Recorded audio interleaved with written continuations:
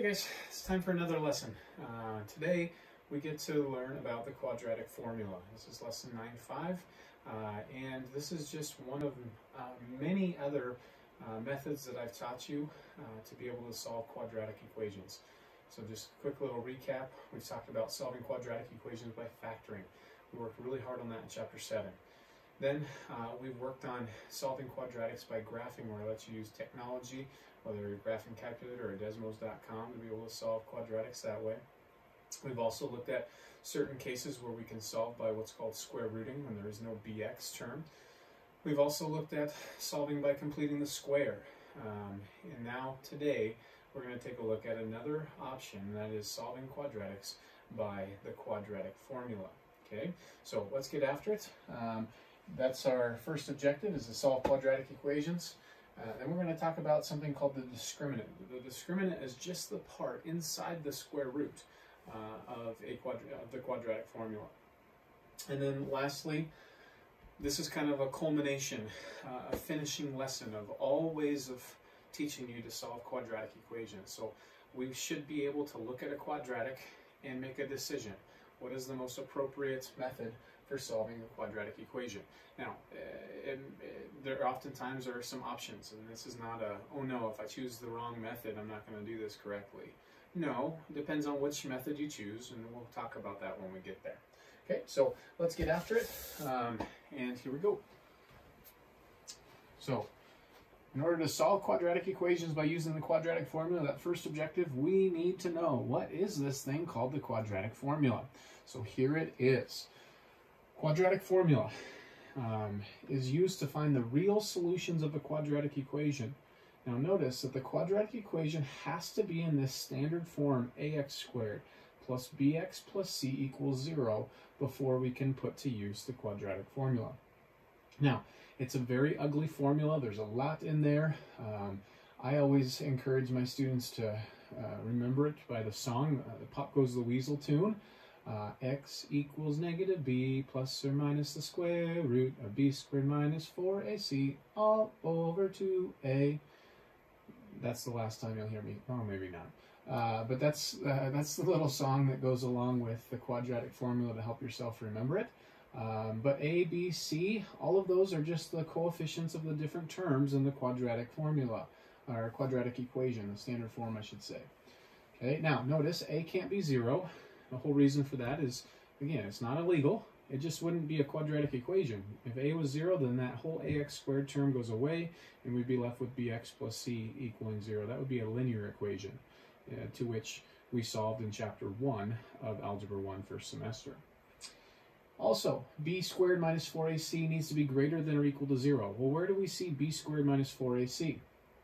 That's the thing inside the radical. That's the thing I mentioned as we looked at our objectives, called the discriminant. That has to be greater than or equal to 0 because it's, again, it's inside the square root. What are we only allowed to take a square root of in our real number system? Zeros or positives. I can't take a square root of a negative number. And that's why that's the case. Okay? We won't get what's called a real solution, which is what it says right there at the start. The real solutions of a quadratic equation are used are as follows by the quadratic formula. Okay? Okay. So let us put this to use. Okay? So one thing that would be helpful for you is, in every single question that you need to utilize the quadratic formula, write it down. I would bet after doing 5, 6, 7 of them, you would have it memorized yourself. Okay? I'll try to highlight for you some of the common mistakes that students make as well. We're going to see lots of examples in this lesson, so please, again, take advantage of your opportunity to check your own understanding by pausing the video and then doing it yourself and then checking to see if you did it correctly. Okay. Directions are to solve this equation by using the quadratic formula. I've got, let's see here, I've got 4 examples that we're going to go over real quick here. Okay, so let me switch over to my whiteboard. Solve using the quadratic formula, round to the nearest tenth. So right up here on the top of this page, because I've got 4 that I'm going to work on with you, I'm going to go ahead and rewrite the quadratic formula. X equals negative b plus or minus the square root of b squared minus 4ac all, that's an a, all over 2a. Okay, so one of the mistakes that a lot of students make is they don't divide the whole numerator by 2a, they only divide the radical by 2a, but no, all over. Okay? So we said in order to use it, we had to have our equation in standard form. Well, this is exactly standard form. Okay, standard form again, ax squared plus bx plus c equals 0. So first thing that I would encourage you to do is 1, get it into standard form. 2, identify what a is. 2, what b is. This case, notice, another opportunity for a mistake. -5 should be our b, because if you go look at the standard form, it was ax squared plus bx. So what do I need to add so that it turns into a negative or -5? I need to add a negative 5x so that it's a minus there. So b is -5 and c is 3. So those are the values I'm going to plug in to this formula. Okay, so my very first step is just to plug in. So x equals -b. If b is -5, what's the negative of -5? 5. You see, some teachers will teach this as not -b, they'll say opposite of b. To help them remember, no, we need to take the opposite of this value. So 5 plus or minus the square root of b squared. -5, that whole quantity needs to be squared, minus 4 times a is 2, times c is 3, and then all over, try to do a better horizontal line there, all over 2a. 2 times a, which is 2. Okay, so my first step when I go to simplify this is I want us to work on inside the radical. Okay, 5 I'm not going to do anything with yet. 5 plus or minus the square root of. Oftentimes we should be able to do this in our head.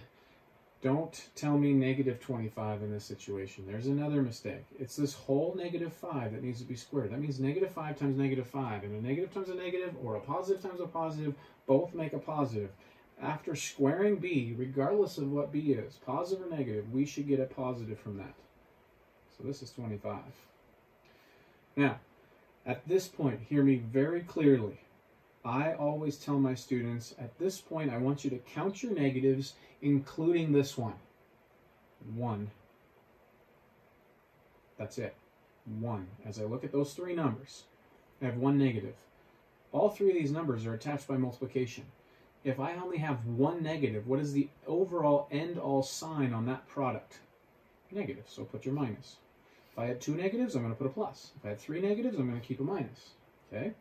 Now I'll do 4 times 3 times 2, or 4 times 2 times 3, whichever order, because the order of multiplication does not matter. And I think we get 24. Okay? All divided by 2 times 2, 4. Keep cleaning this up. We have 5 plus or minus the square root of 1, all divided by 4. What do we know the square root of 1 to be? 1. So this is 5 plus or minus 1 divided by 4. Okay, so this plus or minus means it could be plus or it could be minus. So thus, we get, and I'll show this, we get 5 plus 1 divide 4, we get 5 minus 1 divide 4. What's 5 plus 1? 6. 6 divide 4, reduce it, 3 halves, 1.5. 5 minus 1, 4. 4 divide 4, 1. There, ladies and gentlemen, are our 2 solutions. Those are the 2 x values that make this equation true. Those are our 2 solutions, 2 x-intercepts, 2 zeros, any of those words. Remember when we talked about that previously. Okay? So that is how the quadratic formula gets put to use. There are some that you could say are harder, or others could argue probably easier. Some that you're not going to get nice pretty answers and you're going to indeed need to round to the nearest tenth, like the direction state. Okay, so let's go through another. I first want to make sure, am I in standard form? Yes. Then ask yourself, what's A? 1. B? -6. C? 5. Okay, so in that case, Start applying it into the quadratic formula. X equals, starts by saying, right up here, negative b, negative of negative 6, 6, plus or minus the square root of b squared. That's negative 6. That needs to get squared. Okay. And then minus 4 times a, 1 times c, 5, all over 2 times a. Okay, keep plugging away. 6 plus or minus. Now it's just all a matter of simplifying. All the hard work is done. It's just now cleaning this up. Quantity negative 6 times itself, 36. Counter negatives, 1. Only one negative, put the minus. 4 times 1 times 5. Oops. Don't know what I was thinking there. 20. All divided by 2. Keep cleaning it up. 6 plus or minus the square root of 16 all over 2. Oh, do you know the square root of 16? Yes, we do. So this is, let me see if I can squeeze it in since I'm running out of room, 6 plus or minus 4 all over 2. Okay? Now, what does that mean? Again, you gotta consider the plus minus. So 6 plus 4 divide 2, and 6 minus 4 divide 2. What's 6 plus 4? That's 10. 10 halves, 10 divide 2, 5. 6 take away 4, 2. 2 divide 2, 1. There are our two solutions. Okay? And again, we shouldn't be shocked that we have two solutions. Remember, going back to our lesson 9.2, I think it was, when we solved by graphing, we got to see all of these quadratic shapes were U-shaped graphs called parabolas. And what we were looking for when we were finding the solutions, also known as the zeros, also known as the roots, also known as the X-Intercepts, right? Those were all synonymous, and we talked about that, was where they cross the x-axis, okay? In a U-shaped graph, often, more often than not, probably, is going to have, it's going to cross that twice, okay? I guess the other strong possibility is it has none of them, okay? And we'll look at some of those later. All right, let's try another one. I wanted to include this one because we have a fraction out front, okay? Now, there's two ways to deal with this. If you don't like that fraction, is it perfectly legal to take an equation and multiply both sides by a number? Yes, it is. It's called the multiplication property of equality. We worked on that in chapter 1, first couple weeks of, first week really, of this course, okay, way back in August or September. So I could times everything by 2 if you do not like that 1/2. The other option is just deal with it, okay? And I'm personally just going to deal with it. That's a wasted step in my opinion because fractions don't intimidate me. But if they intimidate you, that's an option. So here we go. Again, I want you to think about what's A. I'm going to do it with a 1/2. What's B? B is 1. What's C? Negative 10. Okay? So here we go. Plug it in. X equals negative b. Negative this time of b. b is positive 1, so the negative b would be negative 1 plus or minus the square root of b squared, 1 squared, minus 4 times a. A is 1/2. C is negative 10 all over 2 times a. Okay. All right, so let's keep cleaning this up. X equals negative 1 plus or minus.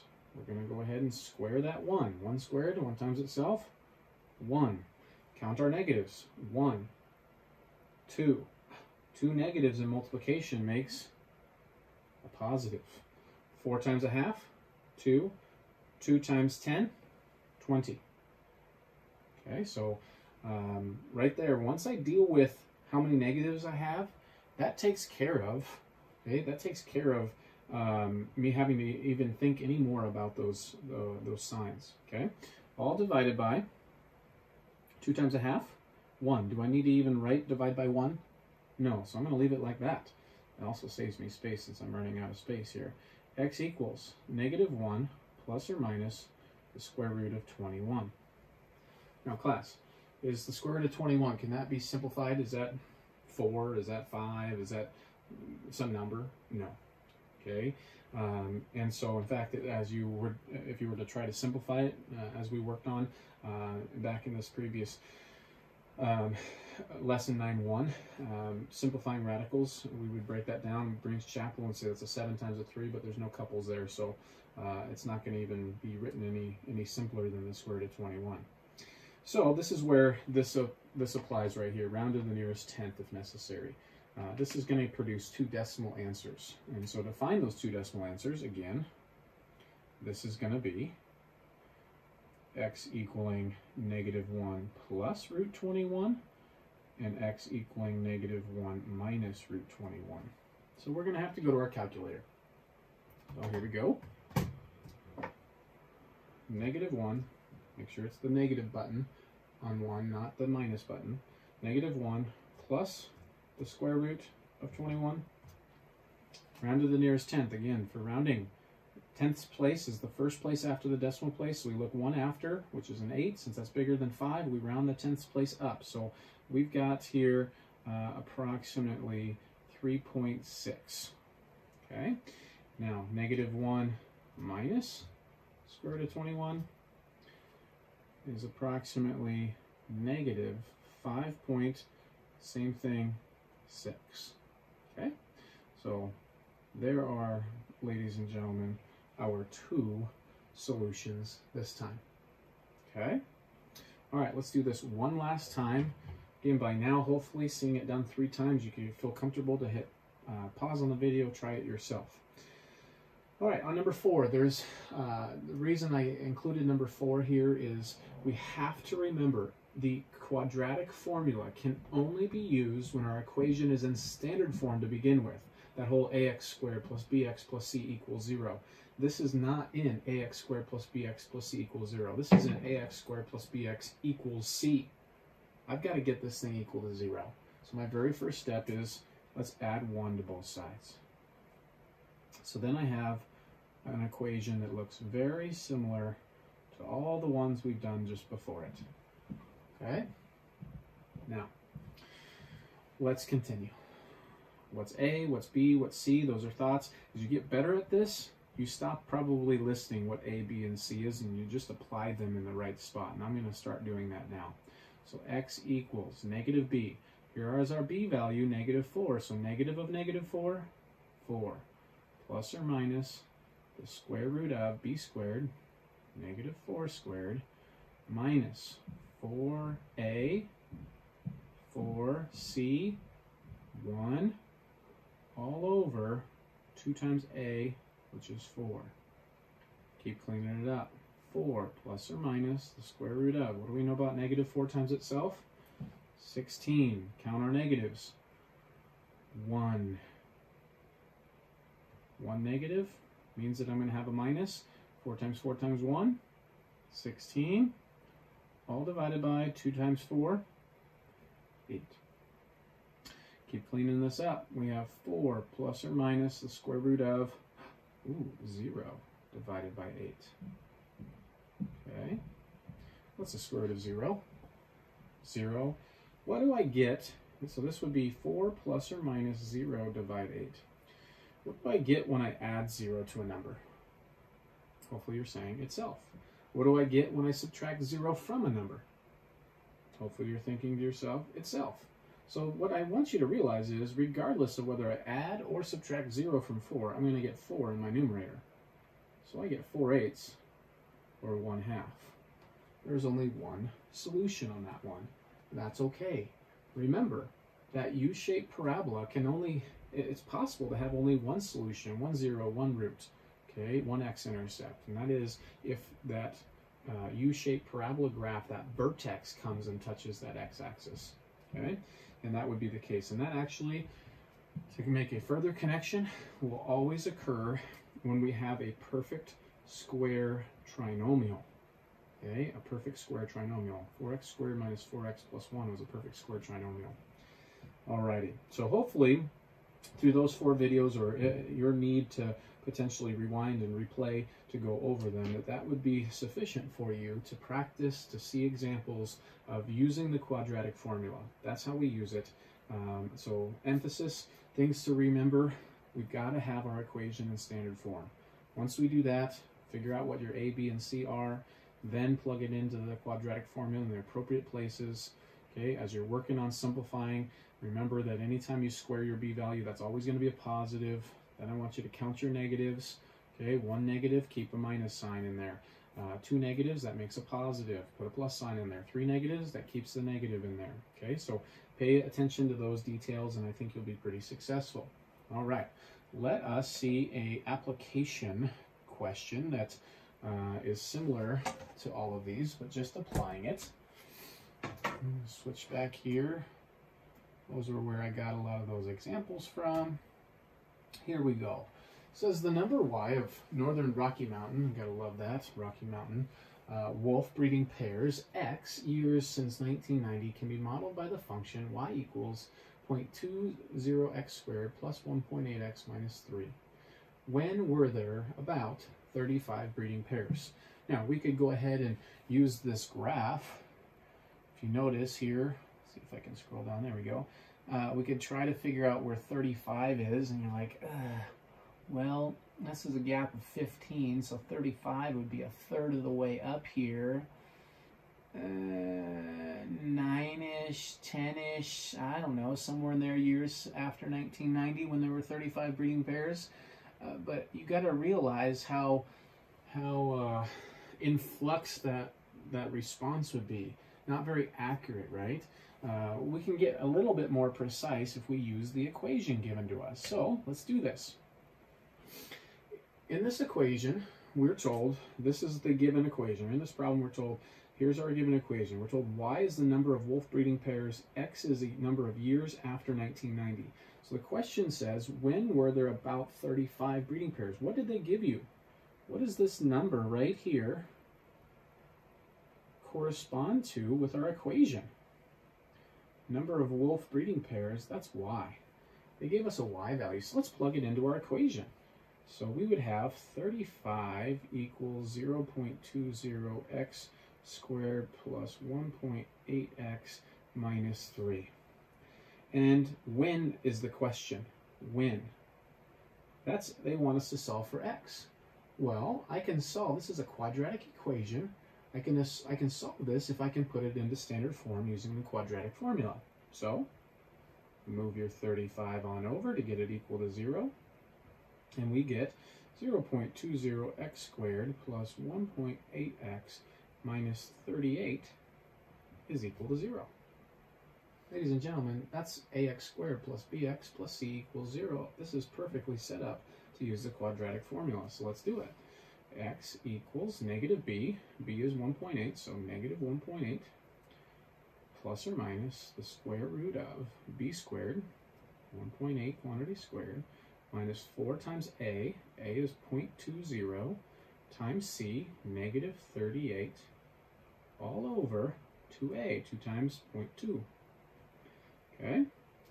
Now, you might say, well, this is ugly. Well, yes and no. I mean, it's just still dealing with numbers, and we're going to do everything in the same way. It's just going to rely on us doing more with the calculator than with our head. Okay, so we get negative 1.8 plus or minus. Okay, I need to know what's 1.8 squared. 1.8 squared, 3.24. 3.24. Count our negatives. 1. 2. This is going to end up with a plus. So 4 times 0.2 times 38. Notice when I'm plugging this into the calculator, I don't care about those negative signs. I've dealt with them by making this a plus sign right now. So I get 30.4, all divided by 2 times 0.2, that's going to be 0.4. And keep going, negative 1.8 plus or minus the square root of, I'm going to add those together, so that gives us 33.64, all divided by 0.4. Okay, so there's no further that I can go other than let's find our two solutions. So I need to evaluate negative 1.8 plus the square root of 33.64 divided by 0.4. And I need to evaluate negative 1.8 minus the square root of 33.64 all over 0.4. Okay. Once again, our calculator is going to be helpful for us. So negative 1.8 plus the square root 33.64. Find that answer. That was exactly 4. Divide by 0.4. And that's approximately, not even approximately, all of these, this is now exactly equal to 10. Okay, let's try this next one. Negative 1.8 minus the square root of 33.64, all divided by 0.4. And we get, not approximately, equal negative 19. Now, let's think about this problem. When were there about 35 breeding pairs? X is number of years after. That's what we solve for. Look how the quadratic formula starts. X equals, X equals. So each of these are X equals, X equals. So X is years after 1990. You realize negative 19 does not make sense in the context. This would be years, I guess, if you wanted to think about it before 1990. That doesn't make sense in our context, okay? So this would be our answer. There's two ways you could write your answer. 10 years after 1990, or you could say, what's 10 plus 1990 in year 2000? Okay, that would be the answer to this question. When was there about 35 breeding pairs? 10 years after 1990 or in year 2000? Okay, and again, our graph that we looked at the start of this problem seemed to agree with that. Okay, alrighty. And the reason that whole negative 19, let's just have this connection moment. The reason that negative 19 is, can you tell that there is this U-shaped parabola look to this function?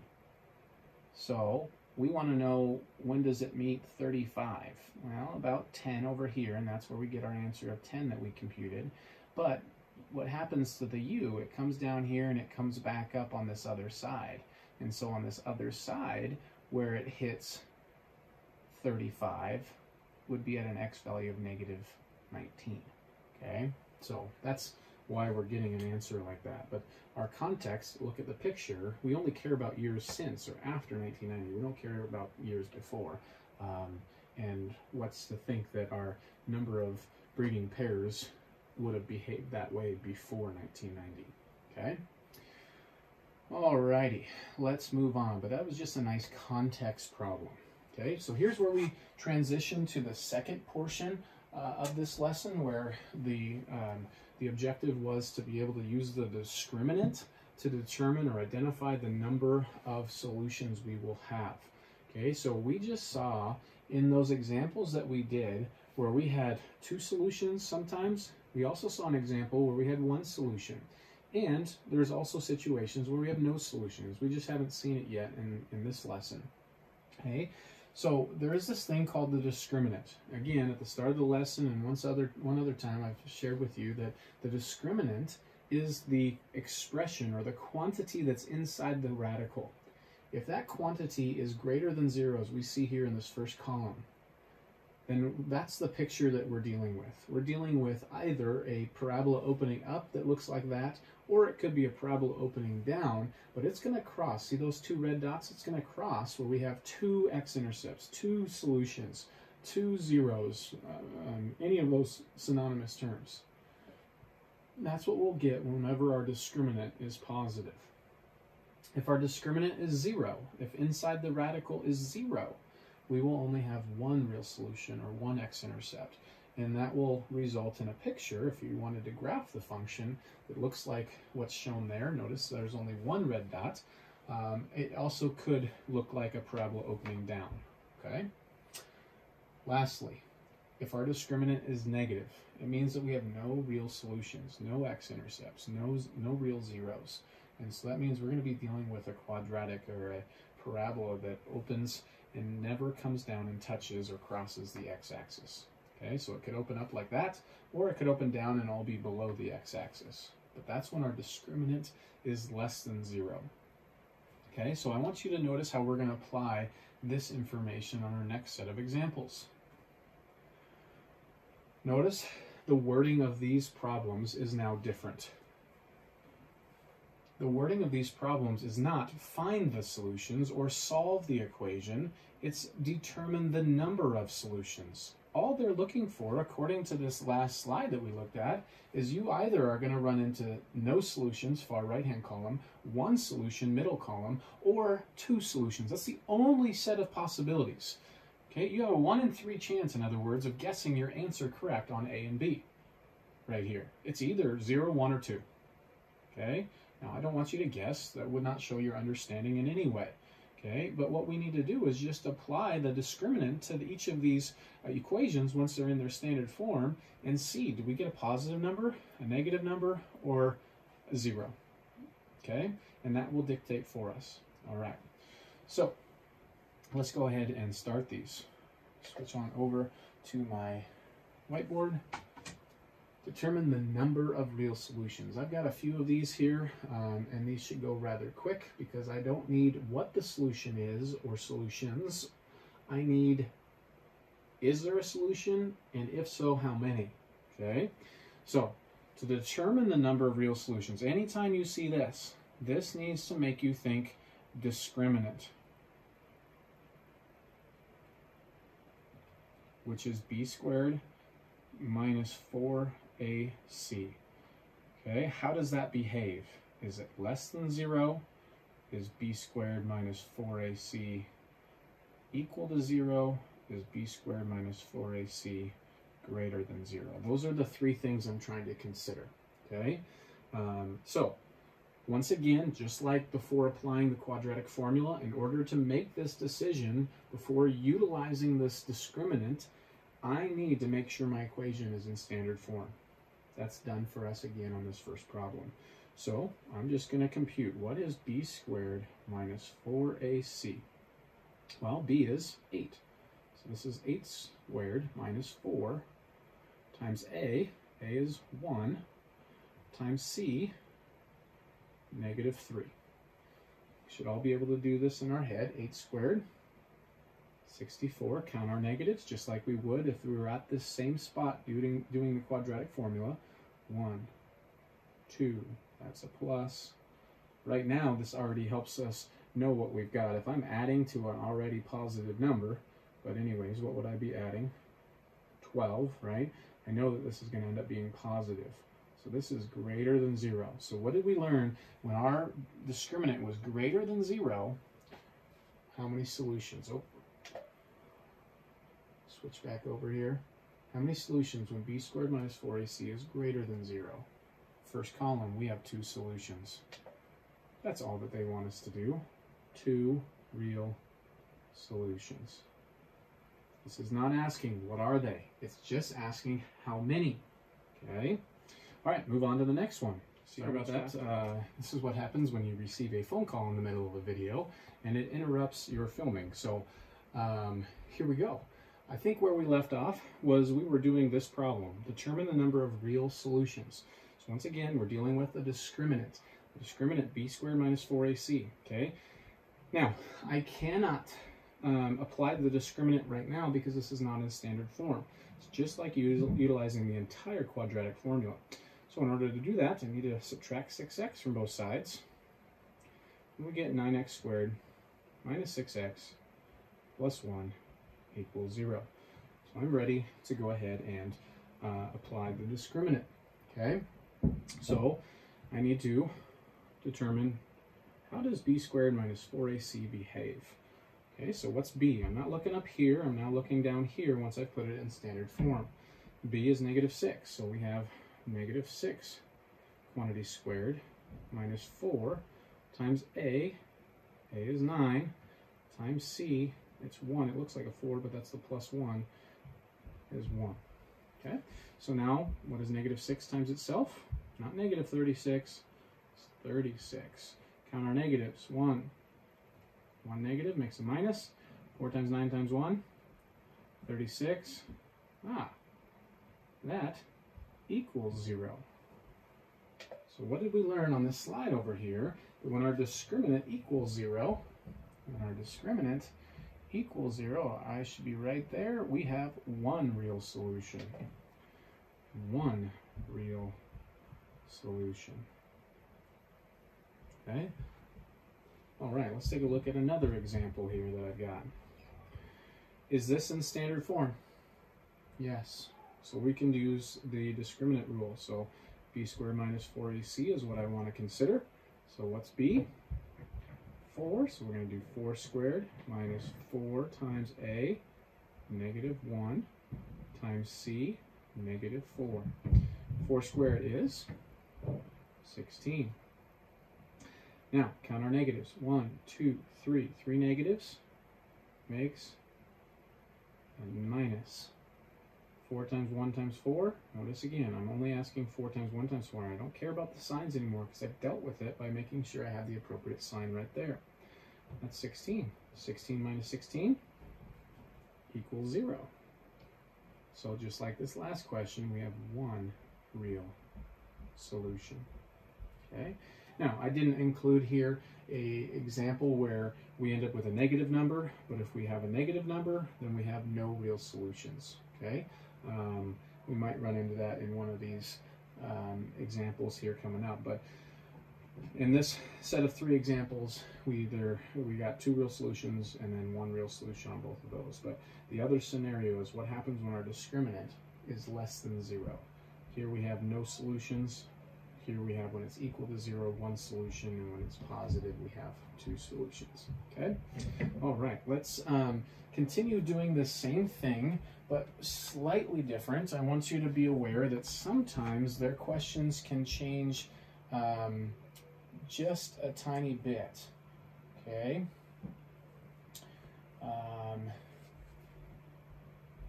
And that is here. Find the number of X-intercepts. Okay, hold up. Find the number of X-intercepts. Back first semester, when we talked about X-intercepts, you guys used to be really good in class about volunteering answers to this. How do I find an X-intercept? You guys would all say, let y equal 0. You used to tell me that a lot in class.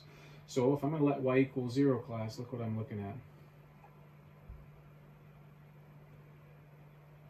And do you remember that when we're finding X-intercepts, it's the same thing? It's synonymous with finding the zeros, finding the solutions, finding whatever, okay? So this is really asking the same thing. The only thing that's technically different is it's saying find the X-intercepts, which is forcing you to have to put 0 in for y. You were dealing with a function to begin with rather than just an equation. Okay, so you have to make it into an equation by letting y be 0 when you're asked to find the X-intercepts. So in that case, now notice, the directions say find the number. It's not asking find the X-intercepts. Find the number of X-intercepts. So you need to be thinking here again, b squared minus 4ac, and how it compares to 0. Is it equal to 0, less than 0, or greater than 0? So let's do this one more time, or maybe 2 more times. b squared minus 4ac. What's b? b is 3, so it's 3 squared minus 4 times a, 2, times c, 9. 3 squared, 9. Count your negatives. 1. 1 negative, minus 4 times 2 times 9. 8 times 9, 72. What do you know about 9 take away 72? It's less than 0. If we have less than 0, how many X-intercepts will we have on this graph? No X-intercepts. Okay, so this was that scenario we didn't run into when I just gave you equations and asked for the number of zeros or solutions. So great, we saw that example, so I'm happy about that. Next, let's do one more of these before we look at a final part to this lesson. Find the number of X-intercepts of the graph. It's still the direction. Again, X-intercepts, let y equal 0. Well, this is in function notation. Remember that f of x replaced y early on in our Algebra 1 course. So I'm needing to let that be 0. So 0 equals x squared plus 12x plus 36. Okay? So now I need to find the number. Again, find the number of b squared minus 4ac, just the discriminant. So b squared, b is 12, so I have 12 squared minus 4 times A times C. Okay, so B squared, 12 squared. It's 144. Okay, now count your negatives. 1, just 1, so I'm going to have a minus. And 4 times 1 times 36 is another 144. 144, take away 144 equals 0. So how many real x-intercepts will we have? If it equals 0, there is just one x-intercept. Okay. All right, so hopefully that's helping make some sense on how we can use this thing called the discriminant. Again, it is just a part of the quadratic formula, and it's a part that lets us know the number of real solutions we're going to come up with. Okay, it's predicting, predicting is the wrong word, but it's identifying how many times is this graph going to cross that x-axis. All right, okay, so now we get to kind of the culminating part of this lesson, and that is, all right, so there's a bunch of examples in there that I'm just skipping over that we've already done some of, and here we go. Let me move this so that you can see the whole thing. So this says methods for solving quadratic equations. Just like I started the video, I said, you know, today I'm teaching you kind of the last of many methods that I've taught you to solve quadratic equations. I mentioned how we started in chapter 7 and by working on solving by factoring. So that's listed there, lesson 7.5 to 7.8. Okay, this is a great demographic to kind of put all of this together, including specifically your advantages of this method and disadvantages of this method. Okay, so factoring is a possibility for solving quadratic equations. Graphing, we did that here in lesson 9.2 a couple lessons ago. So some of the advantages, okay, you can easily see the number of solutions by graphing. It can be used to nicely approximate. You can use a graphing calculator.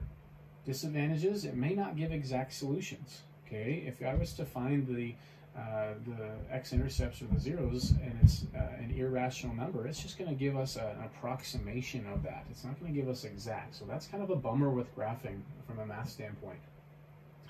Using square roots. This is ideal when we can get our quadratic in the form of x squared equals d. So this was when we don't have a bx term. I will always solve by square rooting if I don't have a bx term. Okay? But disadvantage, it can only be used for the certain equations, these ones I'm describing right now. Completing the square.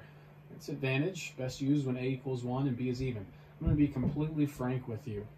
I don't encourage any of you, unless the directions were to say, solve by using the completing the square. I don't encourage any of you to do it.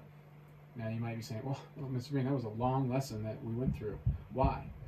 Well, to be honest with you, the quadratic formula does not exist without the completing the square process. Okay? If you were to ever be asked to do a proof of the quadratic formula, which I'm not going to ask you to do, it needs the process of the completing the square. Okay?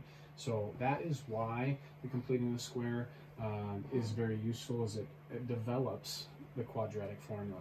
Now, quadratic formula, its advantage can be used for any quadratic equation. I'm known for saying quadratic formula can be used to solve any quadratic on the face of this planet. Okay? The disadvantage, it can take a little bit of time. You saw the amount of work that it takes in the process of simplifying there.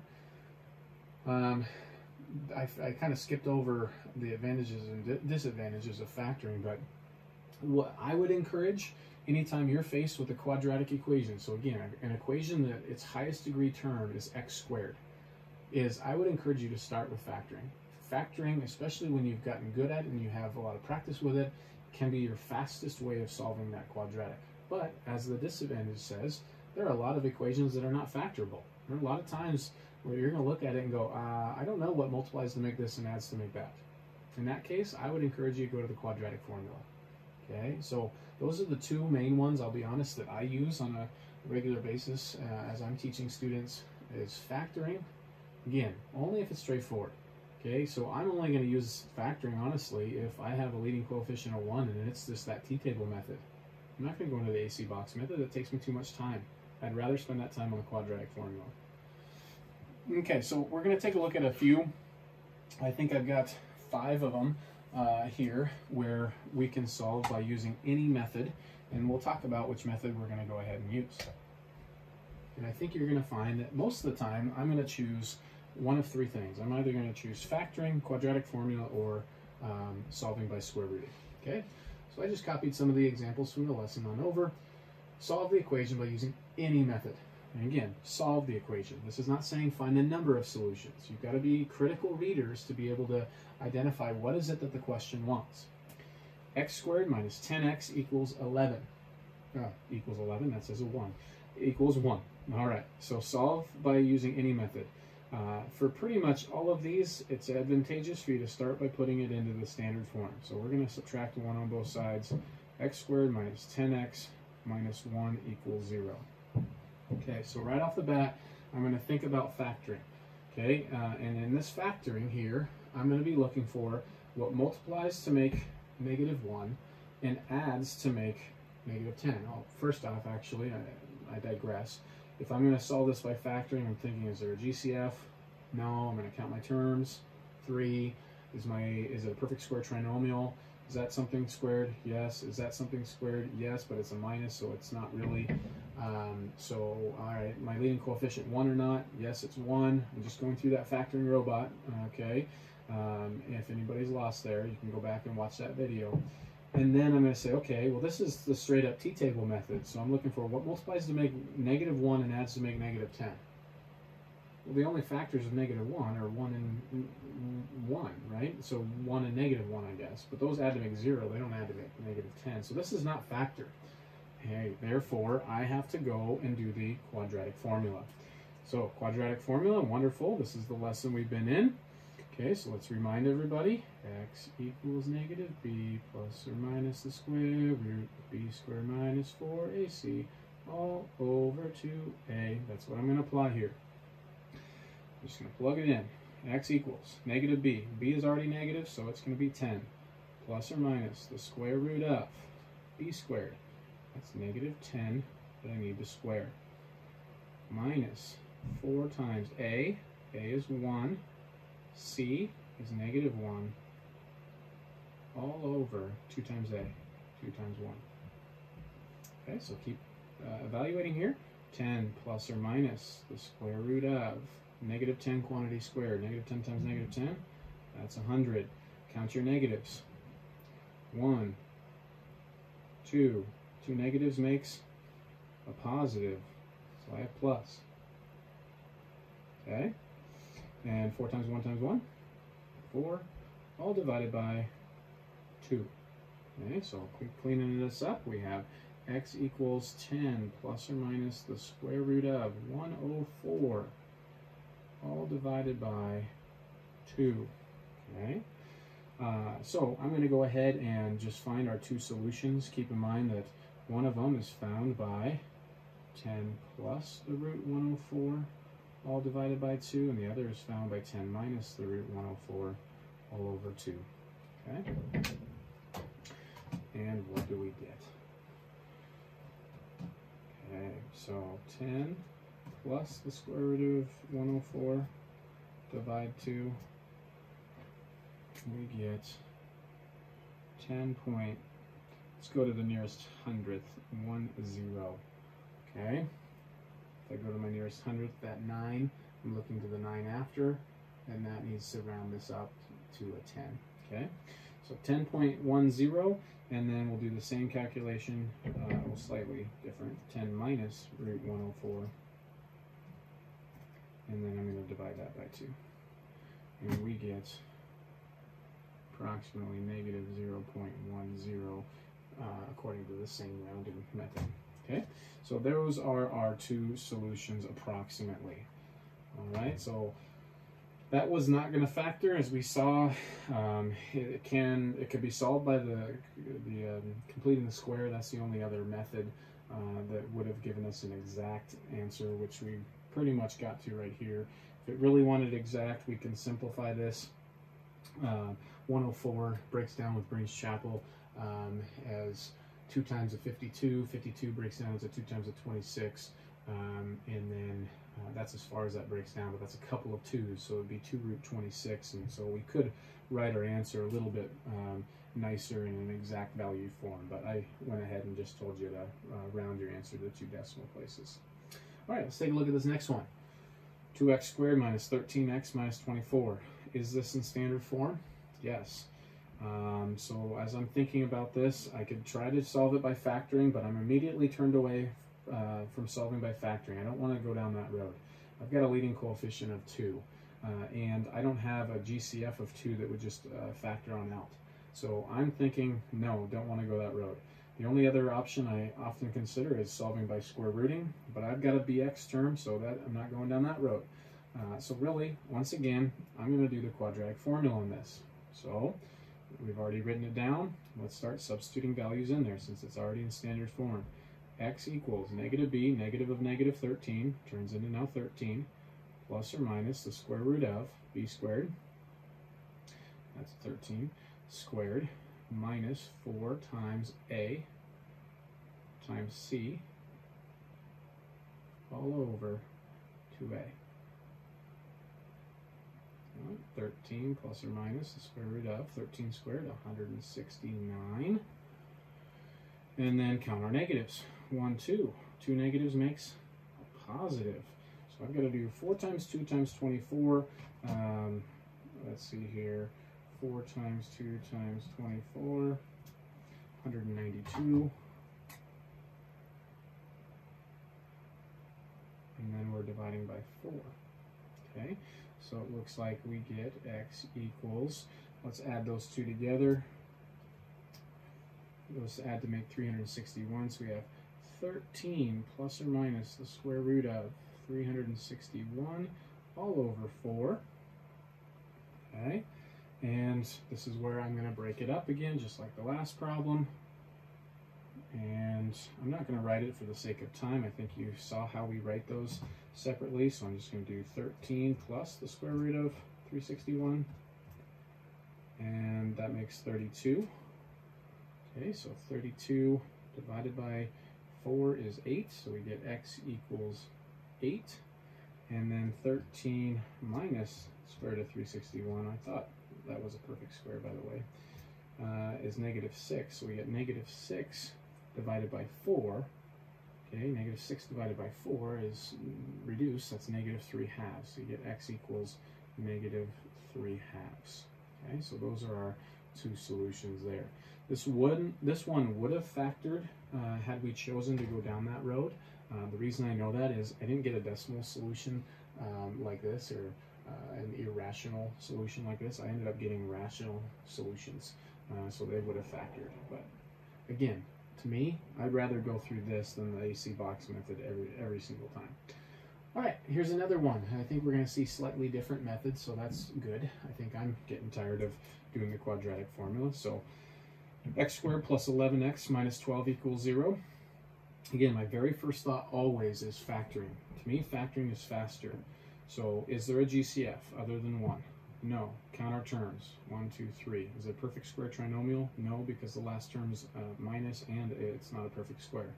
So this is where I'm just doing that little t-table method. What multiplies to make c and adds to make b. I know it's been a while, but what multiplies to make negative 12 and adds to make positive 11. Well, one needs to be positive, one needs to be negative, and the bigger one's positive. So I think we need 12 times negative 1. That will do the trick to multiply to make negative 12. And 12 plus negative 1, that will do the trick to make 11. So I just found that what we have for factoring this is x plus 12 and x minus 1 equals 0. And then if you remember, again, we worked on this right after we went to distance learning. Something times something equaling 0. The only way that that's possible to be true is if any one of those two factors, or both, is 0 itself. So x plus 12 equals 0, x minus 1 equals 0, and we solve these itty-bitty equations. Move the 12 over, x is negative 12, move the 1 over, x equals 1. Boom, and we're done. Just look at the difference in the work between questions 1 and 2 and then question 3. I would argue that there is less work here than in each of those. And that's why I always encourage students, go the factoring route if you're comfortable with the factoring route, because it will be faster if it is factorable, okay? So that's that, and that's my explanation as to why. Let's take a look at a couple others, and we'll call it a day. Here's another one that I've got for you. I'm glad that I've got an example like this. This was intentional on my part. 9x squared minus 5 equals 4. What's unique about this quadratic equation? I hope that you're thinking to yourself, there's no bx term. If that's the case, which of those 5 methods that we just outlined is really convenient for this? I hope you're thinking solving by square rooting. So let's isolate, if you remember, this was just a couple lessons ago, let's isolate the thing being squared. So that means I need to get rid of my minus 5, add 5 to both sides, I get 9x squared equals 9. And then I still haven't isolated what's being squared. That 9's not being squared. Remember, exponents act on only what they touch. This is only touching the x. So we're going to divide both sides by 9, and you get x squared equals 1. Okay? Now, to get rid of the square, we square root. So if I square root x squared, remember anytime you square root a number, we need to include the plus or minus. So plus or minus the square root of 1, and the square root of x squared just makes x. And we get, what's the square root of 1? Oh, 1. So this is just plus or minus 1. In other words, we have 2 solutions, 1 and negative 1. And if I compared the amount of work here compared to the work that we did on the last one, or on any of the ones that we did with the quadratic formula, once again, I think you'd say this was really convenient to do this way and not by the quadratic formula, okay? So again, this is why I'm teaching you so many different methods to do kind of the same thing, is so that we have a healthy toolbox, because there are certain times where there is one method that is a lot more efficient than others, and I've had that conversation in class. It's helpful, okay, to have many different tools. Just ask your dad or your mom, if your mom likes to collect tools, but tends to be the man, but that's okay. And so, yeah, I love collecting different tools because it's really nice to have the right tool for the right job. Okay. So, number 5. 5x squared minus x minus 1. Okay, first off, and equals 0. First off, I'm thinking this is a quadratic. Is this in standard form? Yes. Okay, so factoring. I don't really want to factor when I see a 5 there. Okay, it means it's the AC box method. So right now, since I have a bx term, I'm skipping over the solve by square rooting. I'm going right to the quadratic formula again. Okay, so one last time with the quadratic formula right here. So x equals negative b. b is negative 1, so negative of negative 1 is 1 plus or minus the square root of b squared, so that's negative 1 squared minus 4 times a, 5 times c, negative 1, all over 2a, 2 times 5. And start cleaning it up. 1 plus or minus the square root of negative 1 times itself, 1. Count our negatives, 1, 2. 2 negatives makes a plus. 4 times 5 times 1, that's 20. All over 2 times 5, 10. So it looks like we get 1 plus or minus 1 plus 20 is 21, all over 10. Okay, now that's an exact answer, but let's go ahead and find our decimal approximations for this. I know that this is an exact answer. 21 does break down as a 7 times a 3, but both of those are prime and not couples, and so we need to leave it there if that was asking for an exact answer. But I'm going to go ahead and do 1 plus root 21 divide 10 and 1 minus root 21 divide 10. 1 plus root 21. Does anybody know, not that you can answer to your screen, but why I'm not doing divide by 10 right now? Every time I've done these, hopefully you've caught on that I just do the numerator and hit enter, and then I divide. It's because if I hit divide right now by 10, order of operations says divide has to occur before an addition, and it will only divide the root 21 by 10. But remember, in the quadratic formula song, all over, right? All of this has to be divided by 10. And so that's why I'm doing what I'm doing. To get around that, if you would prefer not to do 2 separate steps like that, you could throw some parentheses. You could do parentheses 1 plus root 21 Now divide by 10, and that will work because the parentheses it forces that to be of the highest order, okay? And we get approximately 0. We'll go to 2 decimal places again, 56, and we'll do it one more time. Parentheses 1 minus root 21, and then we'll divide by 10, and we get negative 0.36. Okay, those are our two solutions there, approximately. All right, so hopefully this video has been helpful for you. Again, it's kind of a summary. What did we work on in this video? We worked on identifying what is this thing called the quadratic formula. So some key points. We need to make sure that our quadratic equation is in the standard form ax squared plus bx plus c equals 0, and then we can apply the quadratic formula to find the number of solutions, the number of zeros, the number of x-intercepts. Okay, that's what the quadratic formula can be used for.